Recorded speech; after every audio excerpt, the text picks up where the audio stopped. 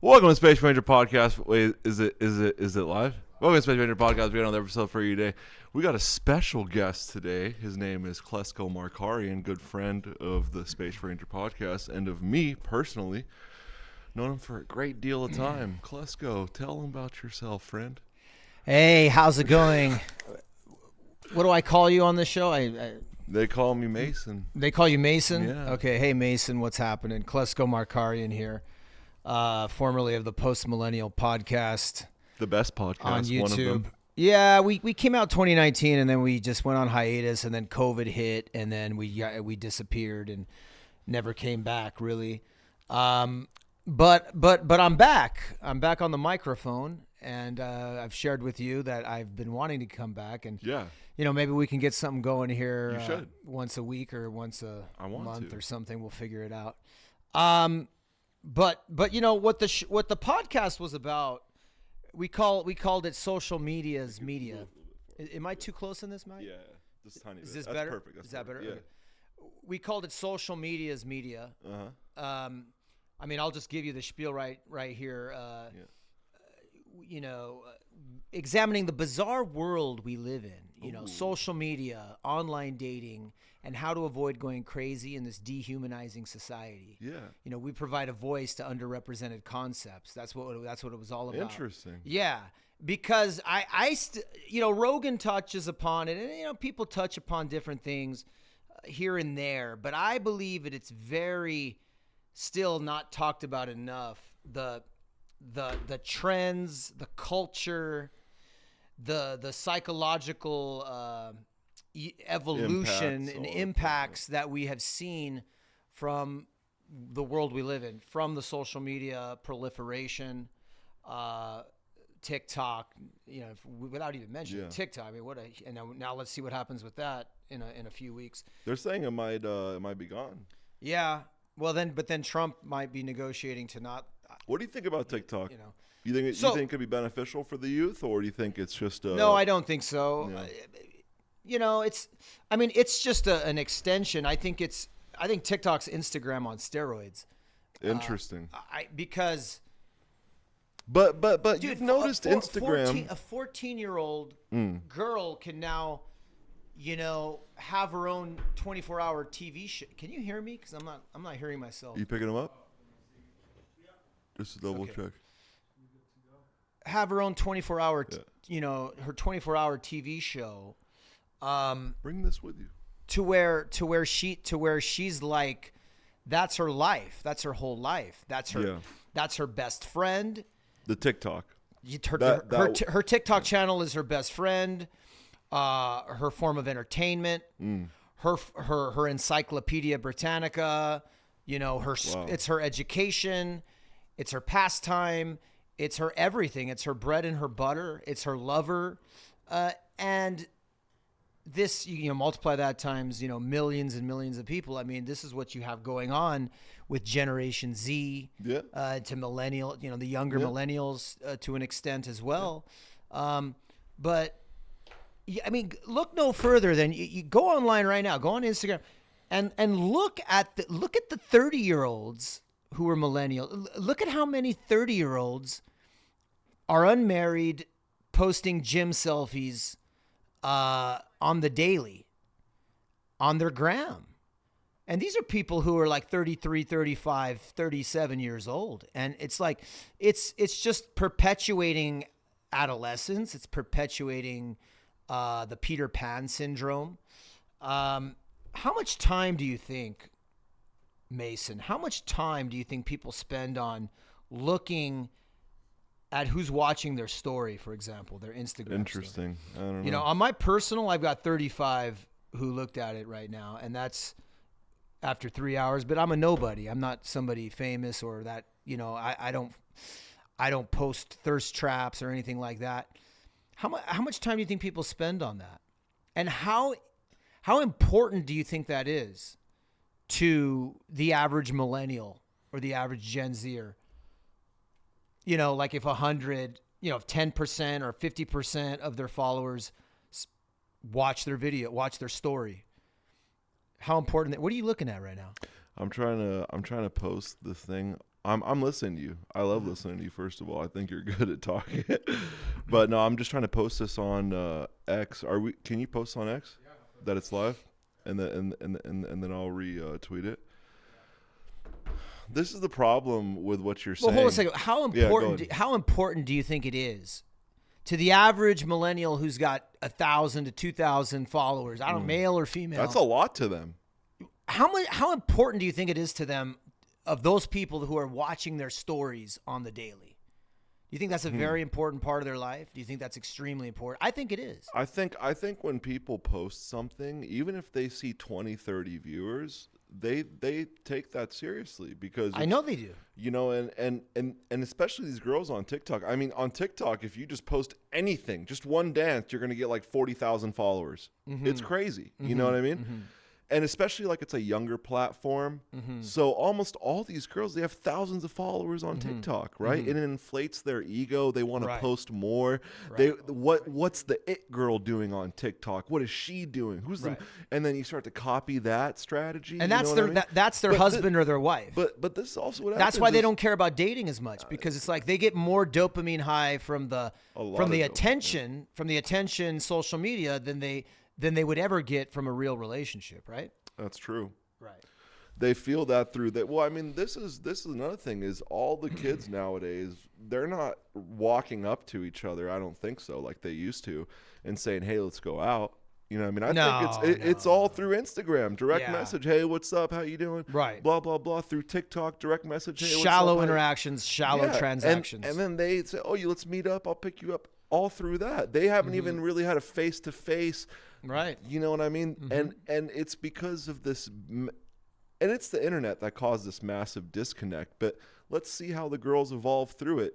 You're kind of seeing it firsthand, though, because I mean, you're seeing the population decline as well. Right. People aren't having kids. That is linked to something. And you know, what changed in the past 30, 40 years compared to when people were having a lot of kids in the 90s? Mm-hmm. You know, yes, economic times aren't as good, right? Mm-hmm. You know, it's harder. No one can buy a house. It's not like it used to be. Back in the day, my dad, we'll go on PCH right here. Yeah. He'll see an apartment, be like, you know, they were selling this for $180,000. I could have bought it. And now it's like $4 million, right? And this is like in the 90s, you know what I mean? And it was feasible. It was feasible to get a house like that. Right. Nowadays, you got to be making tons of money to do that. And these girls are also taking that into consideration when they pick their mate. So now they want a guy who can look good, he has a good personality, and he can financially support them. Make a lot of money, yeah. Yeah. Mm-hmm. If he doesn't have all three of those things, she's going to go to the guy that has one of those things he's missing. Mm-hmm. Does that make sense? Mm-hmm. And this is just the cycle of or they want to they want to make a lot of money as an influencer because they feel like that's the only way they can survive economically, especially in places like Los Angeles and New York, you know, major metropolitan cities where, you know, the median home is $1 million, you know. You know how crazy it must be for some girl to hear that there's this girl on OnlyFans who's 2 years older than her making $4 million a month? Right. Yeah, and then that's what makes you wonder, you know, how many that's their influence. 18, 19-year-olds who are going directly to, you know, OnlyFans. Their influence is Sophie Rain. That's their influence. It's girls like Sophie Rain, Ruby Rose, all these famous it girls. You know what I mean? That's Kim K was the original OG. She was the OG, and she got dethroned. Now she's stepping into the mom life a little more, taking that more Kylie seriously. Jenner kind of came back after her, but they don't want to work for a living. They just want to make a huge amount of money. This is girls who are influenced by media. And they want to make a huge amount of money off of their youth and their beauty. I just have to look pretty. Right. I have to get a boob job, and then I'll get a prime male, right? So speaking of that, I go to the gym these days, and in the year 2024, you go to the gym, and depending on where you are, you know, Southern California, and I swear to God, I look inside this gym, and I'm like, it looks like I'm in Instagram world, because Because let me tell you what I mean by that. They all have their phones out and shit? No. I'm talking about people's faces and bodies. They look distorted, like they're trying to look like a filtered caricature now. 100%. Lip injections, Botox, BBLs. Yeah. You've seen these guys who are like not just Botox. Botox for people in their early 20s who don't even need Botox. I was just about to say that. So like Botox, you do back in the 90s and or even the 2000s, it was like Botox is what middle-aged people would do. Yeah. To not look older and to try to look younger. Yeah. People wouldn't do it until their 40s. Yeah, you were like Sylvester Stallone. You wanted to keep looking young. Do a little Botox. Yeah. No, not anymore, dude. Now you have 19, 20-year-old. They look like dolls. They look like Ken dolls. They don't even look real. Their skin is like super tight. Angel, can you bring up that one Ken doll guy? You've seen this guy? He's like a Ken doll, right? No, I don't know who you're talking about. I don't know who this is. This guy, he's in his early 30s or late 20s. I'm not sure exactly, but he's had over 50 different surgeries to look as much like a Ken doll as humanly possible, right? Okay. When people see... did you see Lindsay Lohan lately? Not lately, no. Okay, Lindsay Lohan used to look like a wreck. She goes on a 3-4 year hiatus. She comes back. Yeah. She looks gorgeous. Okay. Like doesn't even make sense. Like everyone's like, who's her surgeon? She was like de-aged, right? Yes, literally by like 20 years, and she looks like a model, right? Right. And she's like, where did you go and come back, and now you look like this? People are putting these things together, and they're saying, hey, all I got to do is make a lot of money and I can stay looking young. Right. If you're not making money, you can't reverse your age. That shit costs money. Right. Age reversal doctors? Oh, they charge an arm and a leg. They don't take insurance, nothing. Now, look at Lindsay Lohan right here. Check this out. Shows off incredible transformation over 10 years. Wow. She's 10 years older on the right. That is crazy. 10 years older. Yeah, So when people see that, it kind of gives them hope, right? It's like, is that the Ken doll you're talking about? Yeah, look at that guy. He's 44 years old. Look at how he looks. Yeah. Look at that one. That one's no filter. He's like out in public right there, the top right one. Oh wow. Right there. Look at that. No filter, nothing. See, to me that just looks weird. It looks weird. He looks like a lizard. Like his face is all stretched back. You know what I mean? Yeah. But that gives people hope who are like getting older. Is like, okay, I just have to be financially literate enough to afford that in the future. And listen, man, medicine is advancing incredibly fast, and with AI and robotics and quantum computing, right now we're on the verge of Ryan in 20 years from in 20 years from now. You mean Klesko? That's right. I'm sorry. You got to edit that out. No, don't worry.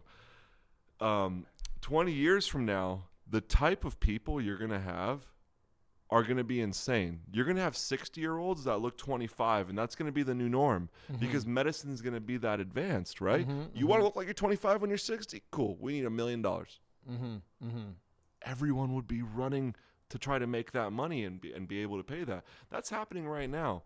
That's why when people are like, oh, I'm like 40, I'm 50, I feel like I'm getting old. I'm like, man, listen, if I could look like you at 40 or 50, holy shit. So you're saying like, as time moves on, people are going to look younger and younger. Yes, as time moves on and medicine even into their like 60s and 70s even. Yeah, bro, I'm telling you, bro. Well, look at Sylvester Stallone looks pretty damn good. He's like 76, 77 years old. They're starting to implement the AI into the medicine and everything they're doing there. That's crazy. And it's going to be like you'll be able to self-diagnose yourself at home pretty soon. Yeah, right. Like you can run your urine and blood samples like probably on the daily, and you could see your ALT, AST, your potassium levels, your glucose, everything. Like they might just send you to a clinic. It'll be in your iPhone or your they'll send it to you what? They might just say, oh, go to a clinic, and then the AI will get these results.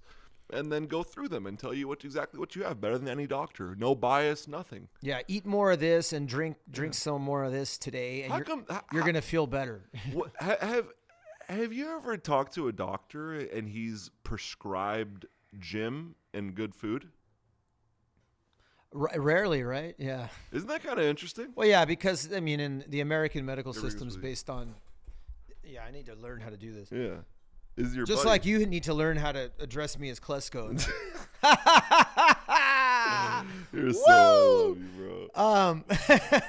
Disco Fever. Look at that. Did that? Have you been thinking about that this whole time? No, I just looked at it right now.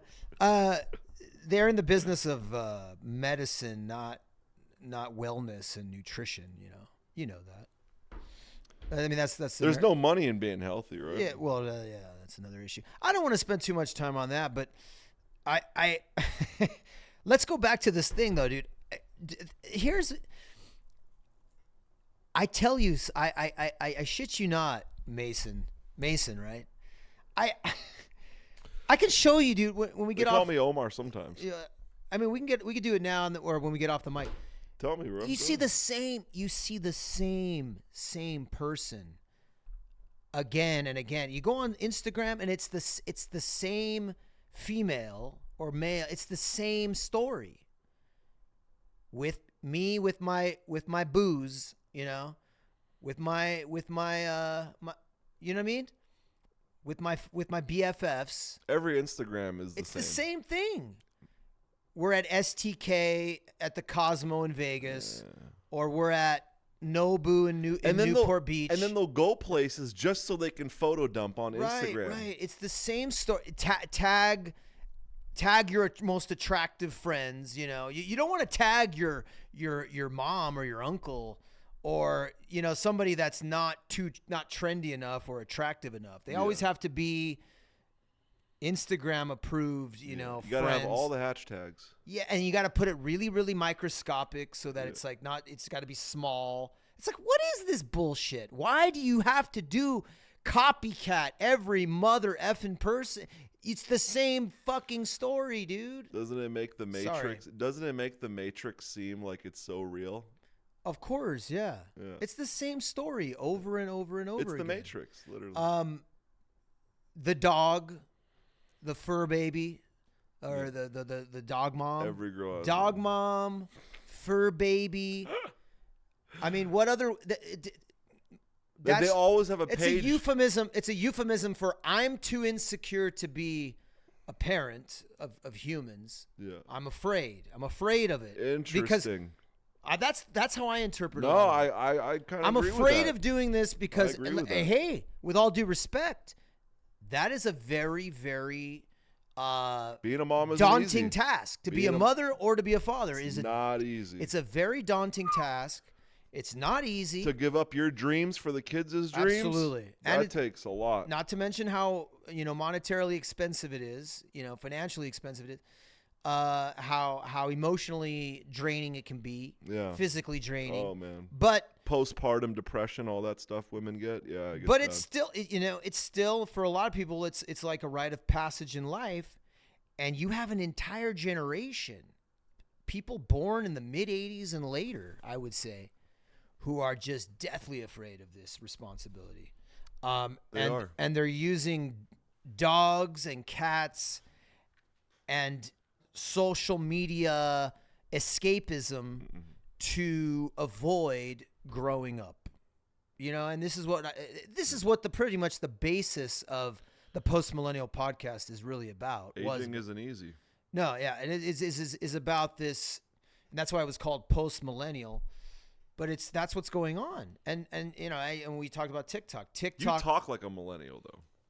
Well, I was born. I mean, I'm like a zillennial. I'm born late '70s, early '80s. But completely millennial mentality though. Not really though. I never used. You don't have any boomer in you. I never used YOLO. No, dude, you forgot about Gen X. You don't even know who Gen X is, do you? Wait, hold on. See, it's boomer. Then what? It's then millennial X. after boomer. No, then it's X. You moron. And you'll find out. Dude, it's X, and that's what find out. A lot of millennials. We're gonna find out. What are you? Are you an Z? I'm a millennial. You're the end of a millennial. You're 95. Correct. Yeah. Yeah. I'm millennial. So most millennials, they just think it's boomer and then millennial. No, it's boomer is from 46 to like 65. Here it is. There it is, right there. Okay. Read it yourself. 46 to 64. Okay, I was off 1 year. 65 to 80 is Gen X. I'm Gen X. Generation Alpha is 2030. What do you think Generation Alpha Those are my is gonna nephews. be like? Those are my nephews. Right? Yeah. What do you think they're going to be like? They're going to be the ones who are born into AI, which is crazy. They're going to be the ones that are going to be living in virtual reality, and they're going to be with their VR helmets and like Ready Player One. They're going to be doing stuff like that probably. What is that? The movie Ready Player One, when they're like in the video game. It's a good movie? Oh, it's really good. Yeah, it was. I think it was Spielberg. Yeah, that was like 2018. It came out. 2018? Yeah, it's a relatively new movie. I'll watch that. Yeah, it was good. They're gonna probably be like that. But yeah, Gen X, then can you go back? I'm sorry. It's Gen X, then Millennial, hold on a second. Then Gen Z. It's all right. History. Blah, blah. And so I think.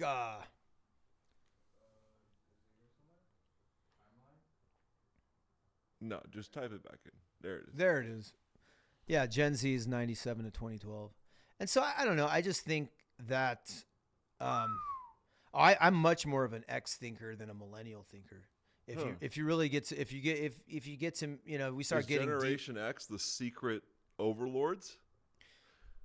Elon Musk is Generation X. Here's the biggest difference. Here's the biggest difference between X and millennial, in my opinion. Oh, Musk is Generation X. Musk is X.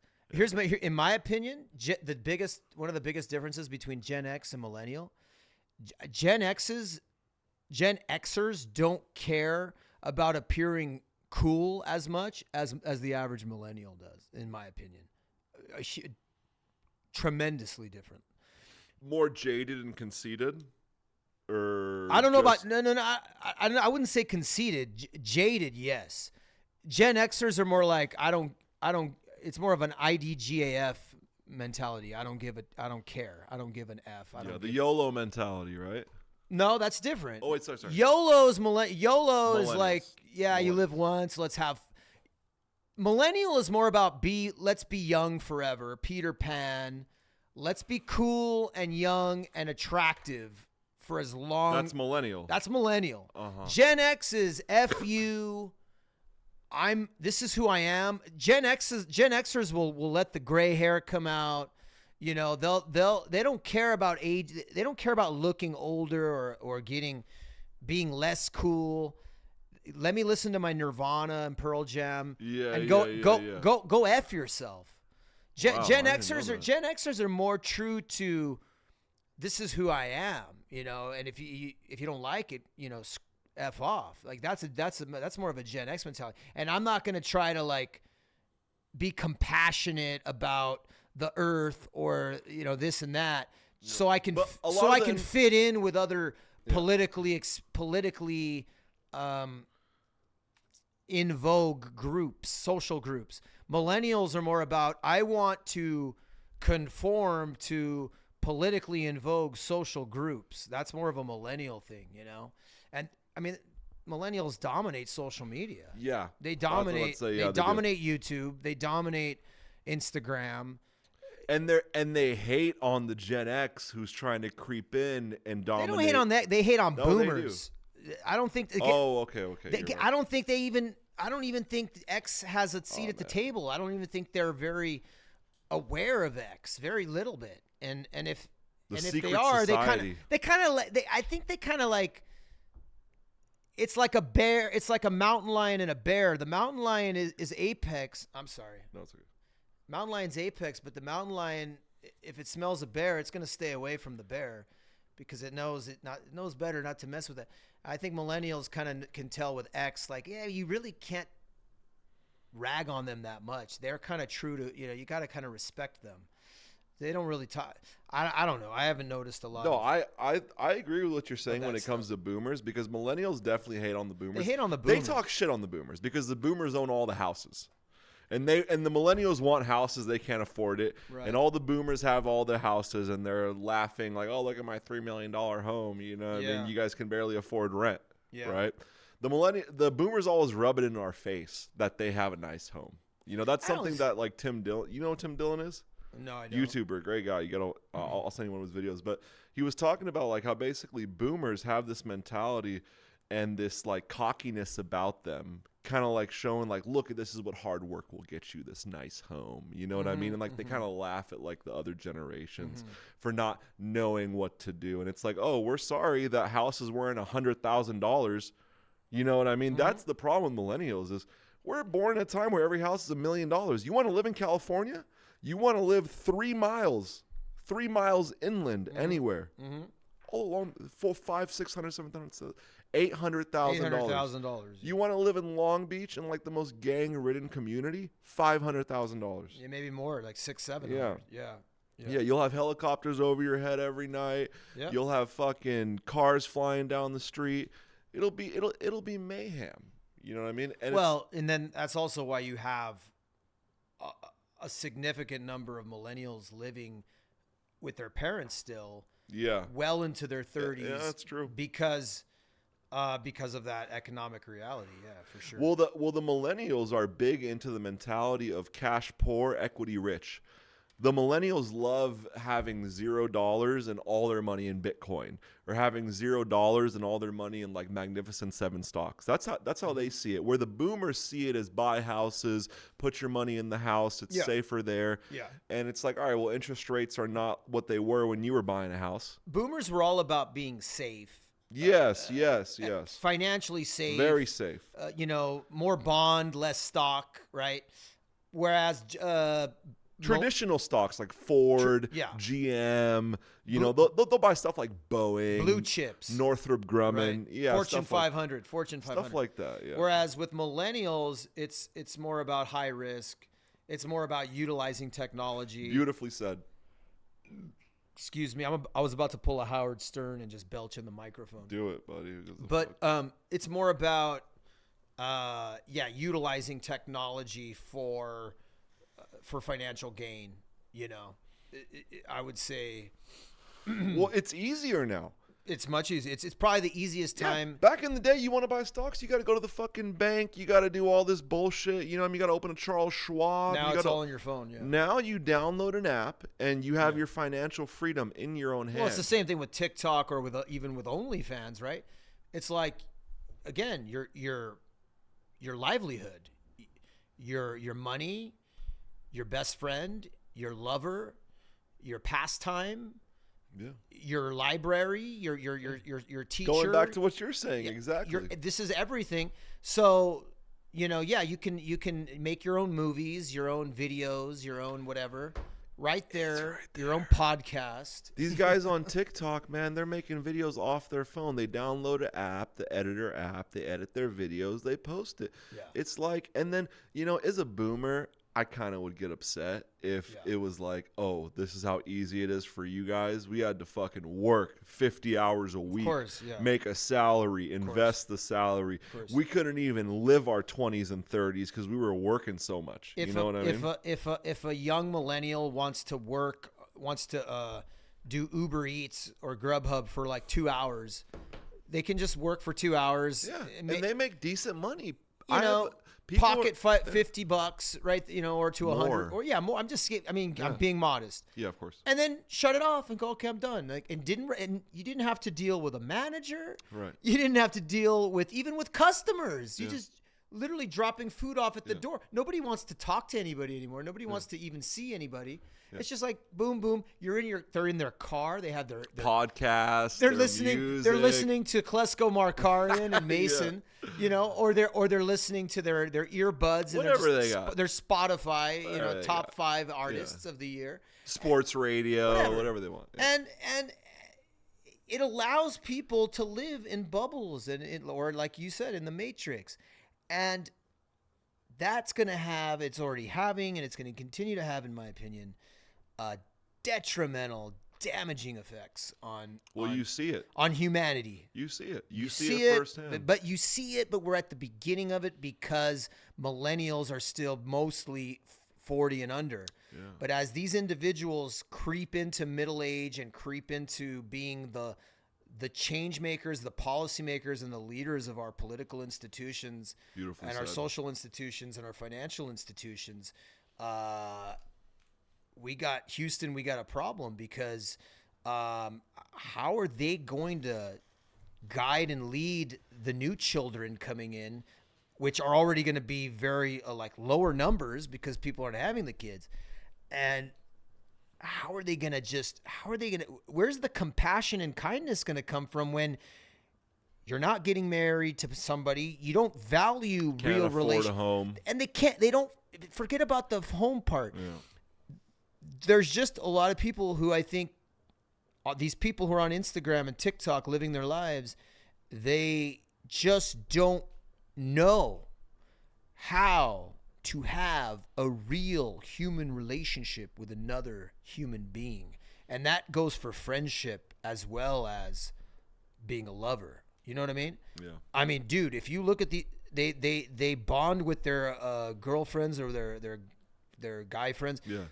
With these superficial videos, like let's share a video of us on the yacht. Yeah. You know, let's do a what is that called? Let's knock on his door. Let's do the boomerang. Yeah. Let's do the boomerang toast. Yeah. You know, with the champagne glass or with the whatever on the yacht, and that lasts for a couple seconds, and then let's enjoy it, and let's watch that same boomerang video 100 times for the next 24 hours, and that's it, dude. There's no like talking there's no like talking on the phone and when it's not being recorded, when it's not being presented on the story about real life. There's not the inconvenient truths, you know, talking about their constipation problems. Nobody wants to talk about that stuff in the millennial generation. It's so fake through the phone, and you're 100% right about that. It's not. They don't want anything uncomfortable. They don't want anything negative. Everything's got to be. Everything's happy-go-lucky, ha ha ha. But it's curated and it's choreographed and it's not genuine. Well, those conversations aren't meant to be had over the phone. You get what I'm saying? The phone is meant to be, hey, I'm coming over. Hey, I'm picking you up. Hey, we're going to meet up. Not even that. Text. They just do text. We'll talk about all our life and videos and whatever you want to talk about, your opinion on this. But they don't do that anymore because they get most of their talk on in their phone. And then when they meet with each other, they're just going to go party or link up with some girl. And it's bullshit conversation. Did you see this video? Did you see that video? You want to get some Jack in the Box? Let's do that. It's never like, hey, what's up there? You know, like any conversation. Hey, what, you know, have you thought about religion? Like, what God do you believe? Anything like that. You never hear that conversation happening these days. Well, you know, it's the TikTok conversation.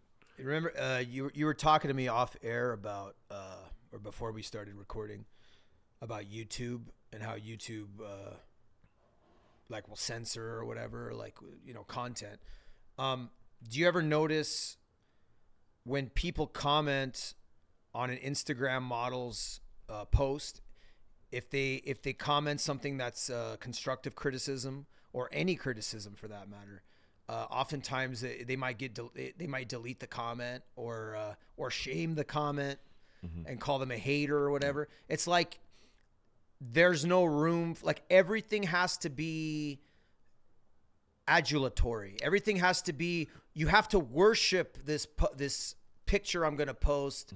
You have to kiss my ass and give me praise and give me positive vibes. Anything less than that, you're a hater. You're a hater. Yeah. And it's like, well, wait a minute. That's kind of. But maybe you are though. But you could be a hater. Okay, right. But isn't that kind of creating kind of like a narcissistic culture on social media? Well, it's basically creating like a fuck you culture. She's kind of, you know, these people will end up saying, I'll post what I want to post. Fuck you if you don't like it. I'm going to delete you. I'm going to block you.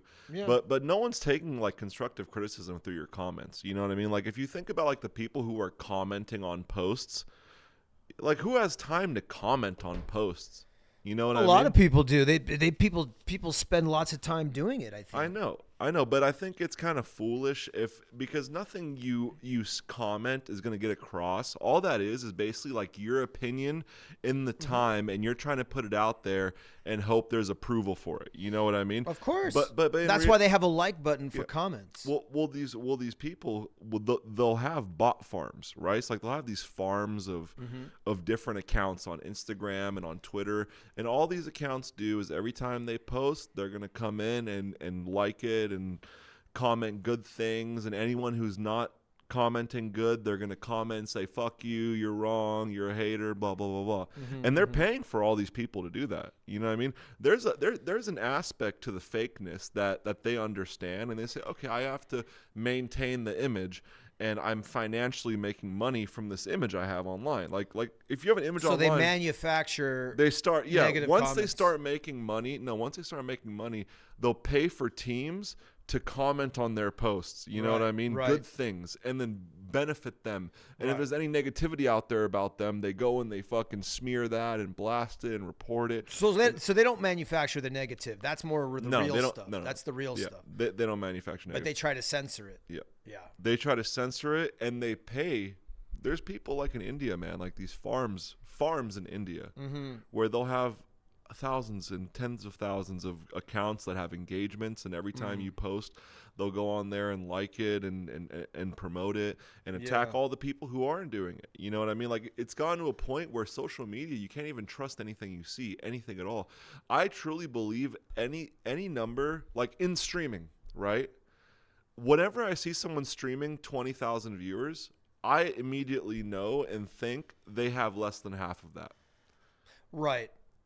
Because Right. what they do is they create the environment to where, okay, now I have viewers, right? But they want to look even better, Right. right? So if you have a chat, you have, let's say, 5,000 real people in, no one's going to know the difference if you put an extra 10K on that number. They're going to see that chat moving still pretty fast. You get what I'm saying? And what that's going to do is So when people see that higher number, oh, you have a higher viewer count than the rest of the people. So that means I should be watching you. Yeah, there's something about you that I need to pay attention They to. manufacture that. Yeah. They manufacture that. They already have an audience, but they want to make it look even better for the public.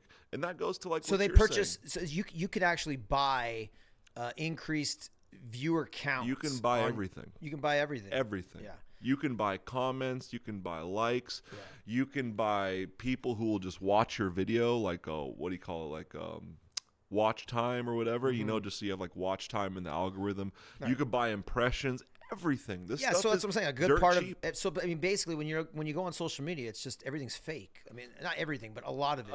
A big amount. Yes, I would think at least 70% of social media is fraud and bullshit accounts. Yeah. And I also watch the posts, like whenever you see something about like the UAE, right? They'll be like, oh, look at this UAE festival, you know, like there's like a horse or something, you know, like they're selling camels at like this auction, you know, like these fucking $1 million camels, right? Right. And then in the comments, you'll look, people are like joking, saying like, oh, they're probably going to eat the camels, who knows, right? Right. And then you read the replies on those, and it's all people who are attacking it, saying, oh, you don't know Islam, you don't know this, you don't know that. So even countries do this. It's not just the media people. Right. China, if there's a post and it's like some pro-Chinese thing, right? You'll look at all the comments and it'll be all people saying, "Oh yeah, we love the leader. We this is the best." Yeah. Dude, I follow this one account on Instagram. I gotta send it to you. You're gonna fucking die when you watch this. It's a North Korea appreciation account. Okay. And it's all it does is post pro North Korean things. It'll post like Kim Jong-un coming out and like everyone just crying and laughing. This is on Instagram. Have you ever seen that? No. This is on Instagram. Pull up some Kim Jong-un stuff, bro. What's it on? It's on what? It's on Instagram. It's on Instagram. Yeah, but they basically it's like these accounts that these governments pay for, just like these media influencers pay for. Yeah. And it'll be pro stuff that's like pro North Korea. You know, like they'll post something like this or something above it, right? Yeah. Like with like Kim Jong-un and Trump. Yeah. They'll say, oh, the supreme leader has met with Trump and they're in good negotiations. Then you'll read the comments and it's all bots from that country. Right. Same thing when you see stuff in Afghanistan, right? So it's like in Afghanistan, you'll see comments, whatever, you know what I mean? Yeah. And then you'll read it and it'll all people that the state is paying for to comment and bash it. Yeah. Same thing with India. Yeah. India, you know, like their street food is just out of control. You've seen the videos, right? Yes. Of their street food. Yeah. So people are like trashing them, right? But then you go in their comments and a majority of the people aren't trashing them. And then you start realizing that some of this campaign was actually funded by Pakistan to make them look bad. Right. You know what I mean? It's all PR. It's really yeah. And it's like what do you think? That's what we care about because you're the citizen, right? What do you think? And then same thing for these influencers. Is like, we just need the people to think this of me. Of me, yeah. Any other direction, we got to steer that away. Exactly, yeah. You it's know, all everything's curated, choreographed. It is. You know. And once you start making money, there's companies who will hire you, right? So then it'll be like some massive company in Hollywood that's like, they sign agents. They're an agent. That's what they do. You know, they'll get you gigs. They'll get you on a commercial. I mean, you think about this. It's just like a Hollywood movie where they say, you know, take one, take two, you know, action, you know. How many times do you think when these millennials, these wannabe influencers or genuine influencers or whatever, they're just following content the path. creators. They're just following the They're path. just following the They path. see the path. How many times do you think they do a retake on those Boomerang? You know, for example, right? If you could see the gallery in their phone. Let's do that again. Yeah. Right. How many times? How many takes? Because you know, one of the takes, like it spilled the wrong direction or it was an awkward toast. Like, I didn't do the dance move right that one. Yeah, dude, how many I was times? off beat. Oh, How many times? tons. And think about how many hours that's wasting of their lives when they could what be I'm saying. learning. Because their whole life is like this curated wannabe movie. Yeah. And it's not, and so the focus of the mind is on curating it perfectly in their mind, and it's not on how's Mason feeling. You know, how am I connecting with Mason? You know, my girlfriend, my boyfriend, my husband. It's not about bonding. It's not about real connection or real anything. It's all about, you know, did that look right? Should I repost that? Exactly. That's exactly what it's like. You know, let's see how many people have looked at the story. Now it's 9:00, you know, or whatever. You know, now I'm at 43 here. Oh, look, so-and-so is looking at it. I haven't talked to her in like 2 years. I wonder why they're looking at it. It's like, so that's the other thing. It's super sussy. It's the same people. It's the same people who look at my stories on my personal. Why do you think those people look at my stories and like there's a bunch of other people who are my followers who never look at my stories? What do you think the difference is? I think the difference is you have to understand, there's people who they don't like social media, and it's common. I know people are like, I don't ever go on it. Okay. You know what I mean? Right. And then I kind of envy those people in a way because it's kind of like they're unplugged from the situation, right? Okay, but the ones who do look at your stories, do you think? I think they're people who care about you. Like they want to know what's Ryan doing. How many of those people do really care about you, and how many of them are just mindlessly scrolling through every story that comes across? Ooh, I would think at least 70% are mindlessly scrolling and you came across, and then I would think at least 30% are people who want to tap in and say, who intentionally want to look at your story. Yeah, like see now that's a survey we should try to we should actually get real data. Well, I mean, you can find that with AI. They'll probably I'm sure you can ask it that question. You know what I mean? Something similar to that. Yeah, we should. If you could figure out the prompt, that would be good. To ask it, but I'm curious. You want to know something, man? Is going a little bit rewinding what you were saying about the kids nowadays. You know what's something I had to learn the hard way? What's that? Was when I was in school, man. I wasn't worried about trying to learn things. I would only learn the things that I wanted to learn. Like history, I loved it. You know what I mean? A little bit of science, I loved it, stuff like that. But anything I didn't really want to learn, I just was like off. You know what I mean? And I feel like a lot of kids like that. They think that learning isn't the way to make it. They feel like the way to make it is through the phone, right? Yeah, of That's course, how they see it. Yeah. But then as you get older, you come to this realization that wait, I don't know a lot of things. Mm-hmm. And then you start to want to learn as much as you can when you're older, and then you regret not learning enough as a kid. Yeah, like, you know what I mean? Yeah, why didn't I pay attention during Catcher of the Rye? Oh man, yeah, exactly. Yeah, or The Great Gatsby. Why? Yeah, why? Or yeah. And now you're so or Hamlet. And now you're and now you're so fascinated by it. Yeah. And it makes you happy, and it's like, where was that? Well, when I was younger. For that, I'll give the youth a little bit of a break. Yeah. In this sense, because I was there once.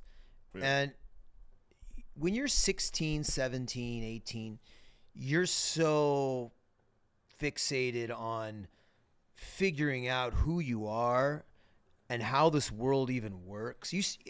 At 17, 18, you still haven't really figured out how the world works. You don't know shit. You don't really understand economics yet. Yeah. You don't really understand. Well, remember you're jerking off like 3 times a day. You're a fucking maniac kid. The prefrontal cortex doesn't fully mature until the age of 30, the late 28, 29, 30. Yeah. And so just their capacity to even connect all the dots on life, it's not even there yet. Yeah. So you can't criticize them too much for can't. for not being that interested. Everyone gets to that point in Catcher in the Rye by J.D. Salinger, because they're still figuring out, Well, I mean, what happens to someone where like they're now 30 and it fascinates them so much? They're still figuring out, who their real friends are. They don't know anything. What kind of toppings they like on their pizza. They're still figuring out like a lot of like fundamental things, simple shit, but fundamental shit too, like about life, they still get butterflies in their stomach when they go to Disneyland. I mean, there's a lot of child still there. Christmas makes them happy. Yeah, I mean, there's a lot of child still in there. So, dude, there's no room for there's not let's not speak hyperbolically. I'm not trying to speak like in absolutes, because you have exceptions to the rule. But for a lot of adolescents, for a lot of young people at that stage, and even into the 20s, there's not as much room for intellectual curiosity, because there's other things that are taking priority. I mean, even in college, you go into college, and for a lot of young people in college, early 20s, late teens, they're more interested in joining the Greek system, fraternity, sorority, etc. Because it's party central. They're more interested in learning about people who came from a different neighborhood than them.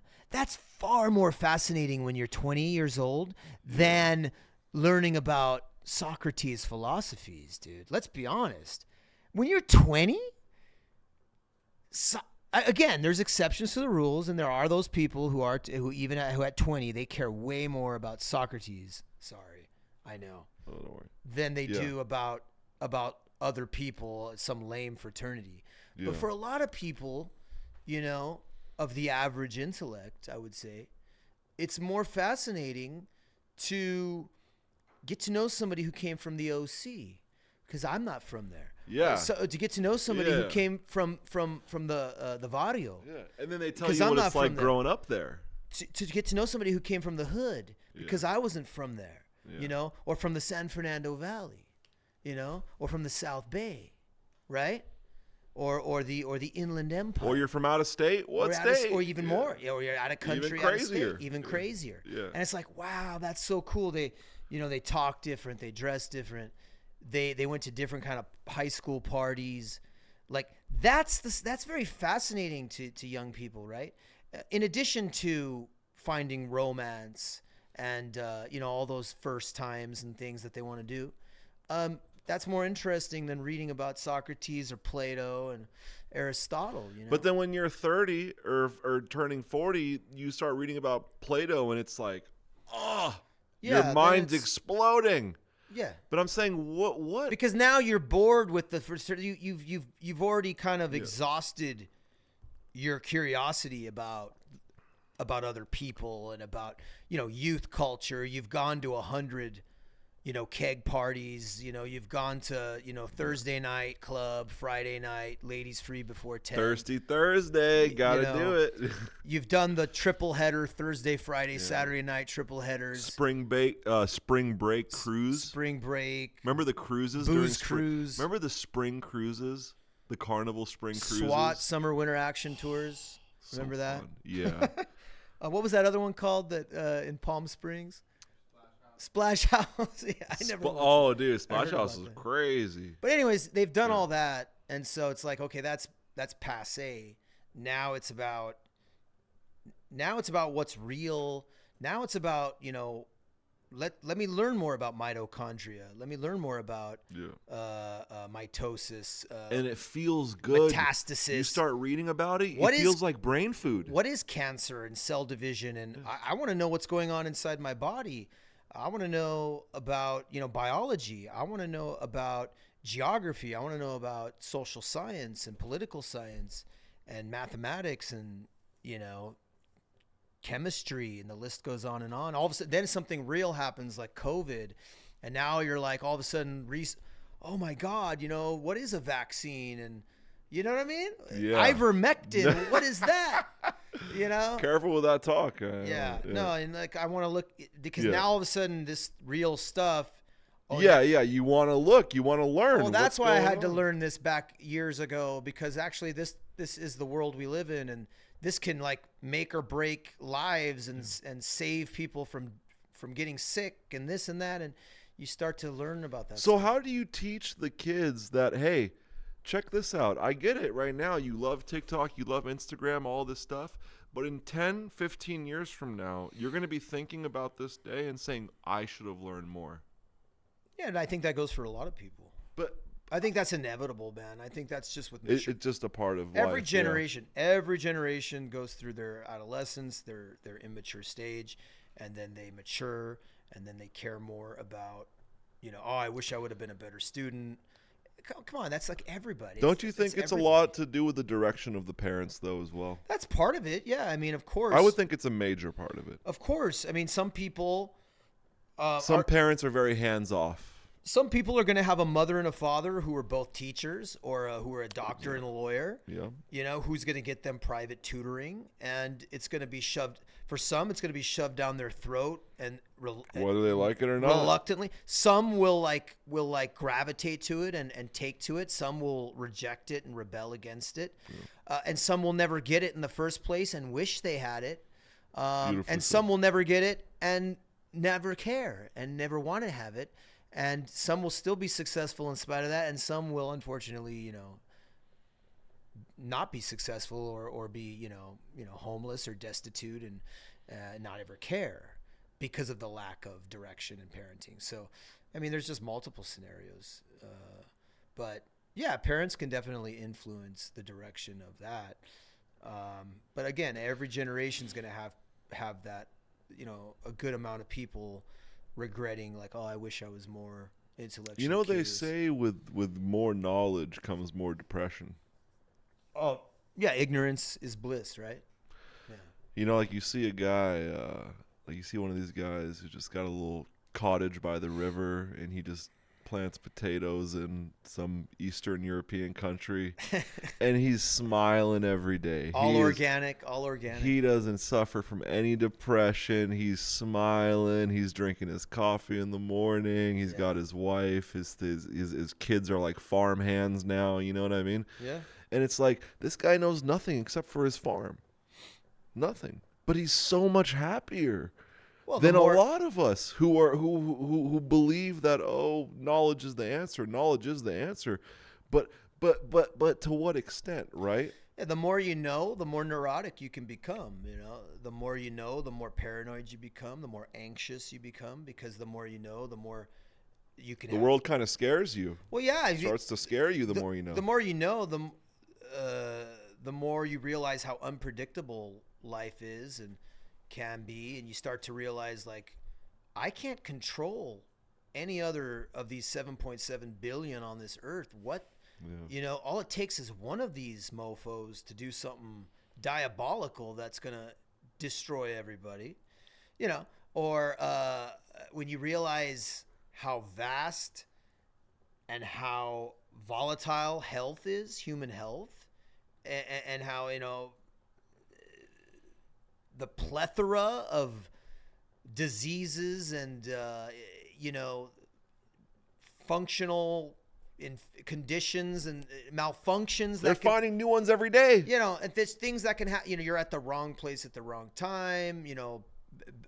Toxic air, toxic water. Swam in the wrong river on vacation. Or you stepped in the wrong soil, and you have absolutely zero control. We don't have X-ray glasses to tell us stay away from this, stay away from that. And if we did, shoot, we might end up finding ourselves stuck in a pod because we realize that in every direction we go, we're endangering ourselves, right? Environmentally. So the more you know, my point is that to your point, the more we know, the more neurotic we become, and we question everything, and we're fearful of almost everything. And, that's, well, I mean, we kind of live outwards, right? We most of us live outwards this way. We live outwards, the projection of our conscious outwards.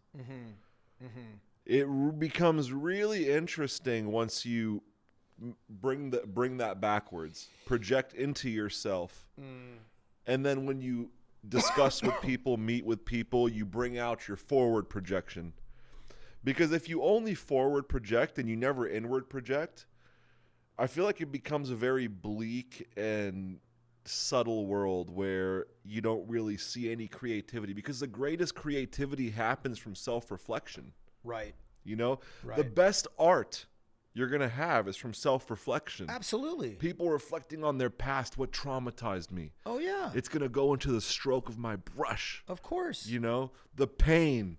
And it also depends on your perspective of your, whether it's religion, your philosophy of life, because, again, a lot of people have the, IDGAF attitude, and it's like, I'm not going to care about what I can't control, and it's all good, and have a positive disposition, it is what it is, and we're just here for the ride, and we're not, in this meat. We're not here for a meat suit. We're not here for a long time. We're here for a good time, We were talking about karma a bit before. And then, but for some people, for some people, it's like walking on eggshells, and so it just again, it depends on the perspective of the person, as well so you could have a lot of knowledge and not let it get to you, but again, it depends on. Do you think? Let's say there was an announcement, right? They made a scientific breakthrough, and they said, we have proven reincarnation is real, and every human gets recycled into a new body. How do you think that would change the world and how people think? Do you think it would make them more reckless, or do you think it would make them really push themselves to the limit, or do you think it would make them more docile and say, you know what, I get to do this again, fuck it, let's ruin this life? That's an excellent question. Do you think a lot of people might just end it because they hate their current life and they want to start the new one? That's really interesting. Imagine if you're an 80-year-old guy, right? 85 years old. I think people who are unhealthy probably would end it. And that you're for sure going to be born into some baby somewhere in the world? Yeah. Yeah. I think a lot of people. There'd be a lot of suicides. There would be. There'd be a lot. Yeah. And that's really profound and morbid question that you posed. But I got to tell you something, Mace. I know we're on a roll here, but I got to get going, dude. It's 8:33, and I know we're gonna, but we're gonna do it again though. No, we actually went for at least an hour. That's pretty good. I'm Klesko Markarian, and Mace, thank you for having me on. I am happy to have you on, brother. Whenever you want. I have an Instagram at Klesko Markarian. I'll tag it on. I'll tag it on when we post it. I'll tag all your handles and stuff too. Yeah, and I want to explore with you more. More of this social media culture. Come back next Friday. Next Friday is, I might be able to next Friday. It's, Friday or Thursday? Because Christmas is on what day? Wednesday? True. Yeah, we'll talk. I mean, we got some holiday stuff, but we'll do it after. We'll figure it out. We'll get it done. Hey, thank you so much for having me. No problem, bro. I mean, this was fun. I had a good time. Did you have a good time? Yeah, I had a blast. Thanks, man. I had a blast. That was fun. That was good.